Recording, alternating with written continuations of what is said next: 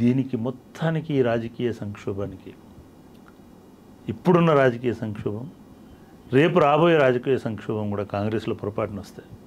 ఈ మొత్తానికి కూడా కారణం కేసీఆర్, ఆయనకున్నటువంటి వ్యూహలోపం, ఆయన తీసుకున్నటువంటి నిర్ణయాలు అనేది మనకు చాలా స్పష్టంగా అర్థమవుతుంది. ఇది మంచిది కాదు నిజానికి. ఇది ఒక కేసీఆర్కు టీఆర్ఎస్ వదిలేయండి, తెలంగాణ కూడా ఒక అస్తిత్వ వేదిక లేకుండా తెలంగాణ తయారు కాబోతుంది ఇంకా నాయకత్వంలో ఇటువంటి వైఖరి కనుకుంటే అనేది చాలా స్పష్టంగా అర్థమవుతుంది. సో అన్ని రాజకీయ పార్టీల్లో కూడా ఇదే పరిస్థితి ఉంది, అదే నేతలు అదే పార్టీలు మారడానికి మీరు చేయండి. కాంగ్రెస్ మైనస్ బీఆర్ఎస్ తీసి ఎంతమంది ఉన్నారు చెప్పండి కాంగ్రెస్ వాళ్ళు? ఒక్కరు కూడా లేరు, గుర్తుపెట్టుకోండి. ఒరిజినల్ కాంగ్రెస్ నాయకులు అసలు కొన్ని చోట్ల వాళ్ళకు నాయకులు లేరు. మీరు ఒక జీవన్ రెడ్డిని అక్కడ ఇచ్చారు, నిజామాబాద్ నుంచి ఇచ్చారు. ఆదిలాబాద్ నుంచి కొత్తగా ఆమెకు రాజకీయాలు కూడా తెలియదు. మీ క్యాండిడేట్ పోతే ఇంకో కొత్త క్యాండిడేట్ని తీసుకొచ్చుకున్నారు అక్కడ. ఈవెన్ కాంగ్రెస్ పార్టీ కూడా అక్కడ నాయకత్వం లేదు. నిజామాబాద్ టౌన్లో ఇప్పుడు నిజామాబాద్ కాన్స్టిట్యున్సీలో జీవన్ రెడ్డిని తీసుకుపోయారు అక్కడికి. జీవన్ రెడ్డి కరీంనగర్ 2 కాన్స్టిట్యున్సీలు కరీంనగర్ జిల్లాలో, అక్కడ 4 కాన్స్టిట్యున్సీలు.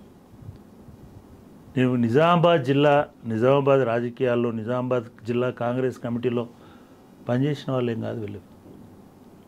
అట్లే విధంగా మీరు ఎక్కడికైనా పడ్డి, మీరు ఏ నియోజకవర్గానికైనా పడ్డి, ఎక్కడి నుంచి వచ్చినారు ఈ క్యాండిడేట్ అనేది మీరు చూడండి. అది మల్కాజ్గిరి కావచ్చు, అది ఈ 3 ఎక్కువ చెప్తుంటారు కదా, సికింద్రాబాద్, అసలు సికింద్రాబాద్లో ఎవరు పోటీ చేస్తారో చెప్పండి ఒకసారి. ఈరోజు ఎవరు సికింద్రాబాద్ క్యాండిడేట్? అసలు చెల్లుతుందా దానం నాగేందర్ పోటీ చేస్తే? దానం నాగేందర్ చరిత్ర సికింద్రాబాద్లో తెలియదు. సికింద్రాబాద్లో కొంచెం తెలివి ఉన్న వాళ్ళు ఉన్నారు, అది గుర్తుపెట్టుకోండి. మాసే లేరు. ఎవరు మరి అక్కడ క్యాండిడేట్? ఇప్పుడు అక్కడ మేడ్చల్లో, మల్కాజ్గిరిలో ఎవరు? లేదా ఇటుపోతే మెదక్లో ఎవరు? లేకపోతే ఇక్కడ నల్గొండలో ఎవరు? సరే, నల్గొండలో అంటే జానారెడ్డి ఇదొక రెండవది ఎన్ని కుటుంబాలు ఉన్నాయో చూడండి. కుటుంబ పాలన అని కదా మనం ఇంతకాలం మాట్లాడాం.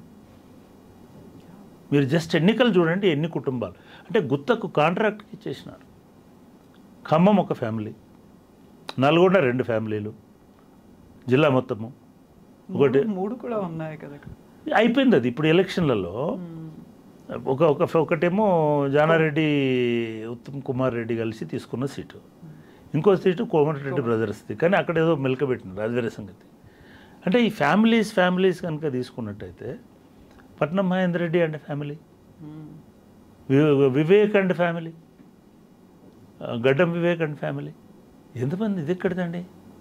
ఇది కాంగ్రెస్ పార్టీలో డెమోక్రసీ అంటారు, కాంగ్రెస్ పార్టీ చాలా విశాలం అంటారు. మీరు కాంగ్రెస్కి మనుషులు దొరకట్లేదా? మీరు ఎందుకో భువనగిరి బాలలక్ష్మికి ఇవ్వలేదు? బాలలక్ష్మి తెలంగాణ ఉద్యమంలో వచ్చింది, కేసీఆర్ తోటి కొట్లాడింది, మొదటి నుంచి కాంగ్రెస్ పార్టీలో ఉంది. ఎందుకో అన్ని సీట్లు గెలిచిన తర్వాత కూడా ఎందుకో అద్దంకి దయాకర్కి ఇవ్వలేదు నల్గొండ? ఒక్కటి గుర్తుపెట్టుకోండి, ఎవరైనా సరే, రిజర్వేషన్ అంటే రిజర్వ్డ్ స్థానాలలో ఓన్లీ ఆ కులం వాళ్ళే పోటీ చేయాలి. కానీ అన్రిజర్వ్డ్ స్థానం అంటే రెడ్లది కాదండి. అన్రిజర్వ్డ్ స్థానం అంటే అక్కడ కూడా పోటీ చేయాలి ఎస్సీలు, అక్కడ కూడా ఎస్టీలకు ఇవ్వాలి. అద్దంకి దయాకర్కి ఎందుకు ఇవ్వలేదు? ఏం తక్కువ చెప్పండి? 4 ఫ్రంట్లో ఉన్న సైనికుడు కదా కాంగ్రెస్ పార్టీకి దయాకరు. అంటే అంతర్లీనంగా, అంటే నిజంగా కడియం కావ్య కంటే అధ్వానమా? పోనీ అనుకుందాం మనం పోటీ కంపేర్ చేసేటప్పుడు. ఎందుకు సికింద్రాబాద్ ఇవ్వండి, వాడో వీడో ఎందుకండి మీకు? అంటే మీకు బలం లేదా కాంగ్రెస్ పార్టీకి? ఇది కాంగ్రెస్ పార్టీలో ఉన్నటువంటి పరిస్థితి. ఇక దేశం ధర్మం ఇట్లా మాట్లాడేటువంటి వాళ్ళు టచ్ చేయని స్టోన్ లేదు. దేవుళ్ళందరూ వాళ్ళ దగ్గరనే ఉంటారు, కానీ వాళ్ళు ప్రతి రాయిని దేవుడు అనుకునే తీసుకుపోయి గూట్లో పెడుతున్నారు. అసలు వరంగల్లో జరిగినటువంటి ప్రయోగం చూసినప్పుడు, ఈవెన్ ఈటెల రాజేందర్ లాంటి ప్రయోగం చూసినప్పుడు, లేదా ఒక్కటి వాళ్ళని మెచ్చుకోవాల్సింది ఏంటంటే, మీరు ఎవరైనా సరే మా గూటికి వచ్చిన తర్వాత మేము ఇట్లాంటి అనైతికమైనటువంటి పనులు వాళ్ళు ఏం చేయట్లేదు. వాళ్ళల్లో ఎన్ని వైరుధ్యాలు ఉన్నప్పటికీ, ఎన్ని రాజకీయాలు ఉన్నప్పటికీ, ఒక సామాన్యులను కూడా పోటీలో పెట్టి మీరు ఉండండి మేము వెనక నడిపిస్తామనేటువంటి స్థాయిలో ఎవరికి తెలియదు. ఖమ్మంలో ఉన్నటువంటి మొన్న అనౌన్స్ చేసినటువంటి నాయకుడు మనకైతే తెలియదు. అంటే ఫక్తు రాజకీయాలు చూస్తున్నటువంటి వాళ్ళకి ఎవరికి తెలియదు ఆయన ఎవరో. నమ్మి బీఆర్ఎస్ వదిలేసి బీజేపీలోకి పోయినటువంటి నర్సయ్య గౌడ్ని వాళ్ళు గౌరవించినారు, ఆయనకు మళ్ళీ టికెట్ ఇచ్చినారు. ఇప్పుడు అంటే వాళ్ళకు కొన్ని విలువలు, ఒక పద్ధతి, ఆ పద్ధతిలో వాళ్ళు పోతున్నారు. దాన్ని మనం తప్పుపట్టాల్సినటువంటి అవసరం లేదు. అట్లా పెద్దపల్లిలో గోమాస శ్రీనివాస్ అని మామూలు కార్యకర్త వస్తే కూడా తీసుకొని ఆయనకి అన్ని రకాల మేము సహకరిస్తామని చెప్పి అక్కడ పోటీలో పెట్టినారు. సీతారాం నాయక్ ఇంటికి పోయి ఉద్యమకారుడివి, నువ్వు ప్రొఫెసర్వి, విద్యావేత్తవి, ఆయనకేం రాజకీయాలు లేవు, ఆయన బీజేపీని వ్యతిరేకించినవాడు, ఆయనకేమి హిందుత్వ రాజకీయాలు లేవు, ఒక ప్రగతి దీనిలో మాట్లాడేటువంటి వ్యక్తి, ఆయనని తీసుకొచ్చి వాళ్ళు ఇమ్మీడియట్గా అడగకముందే టికెట్ అనౌన్స్ చేసి చలో మేము పోటీ చేస్తారు. నేను అనుకుంటా ఆయన ఖర్చు కూడా బీజేపీ పెట్టుకునే అవకాశం ఉంటుంది, ఎందుకంటే ఈయన దగ్గర పెద్దగా డబ్బులు ఉండే అవకాశం. అంటే ఇటువంటి ప్రయోగాలు చేస్తున్నప్పుడు నాకు ఆశ్చర్యం వేసేందంటే కాంగ్రెస్ అధికారంలో ఉన్నప్పటికీ కూడా వాళ్ళకి ఎందుకు ఈ రాజకీయాలు మంచివి కాదు అని అనిపించట్లేదు.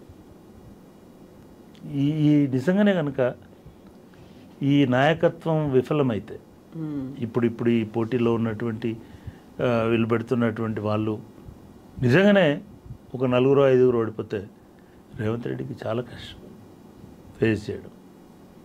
ఎందుకంటే ఇది కాంగ్రెస్ పార్టీ మొత్తం కమిటీ, కార్యాచరణ కమిటీ అంతా కూర్చొని డిస్కషన్ చేస్తున్నారా? ఒక అధిష్టాన వర్గమే చేస్తుందా? లేదు ఒక పార్టీ పరిశీలకురాలే చేస్తున్నదా? ఈ విమర్శలన్నీ కూడా వస్తున్నాయి. ఇప్పటి ఎన్నిక అనేటువంటిది నిజానికి కేసీఆర్ కంటే లేదా బీఆర్ఎస్ కంటే బీజేపీ కంటే ఎక్కువ టెస్టింగ్గా, ఎక్కువ టెన్షన్ తోటి ఉండేది కాంగ్రెస్ పార్టీకి రేవంత్ రెడ్డి.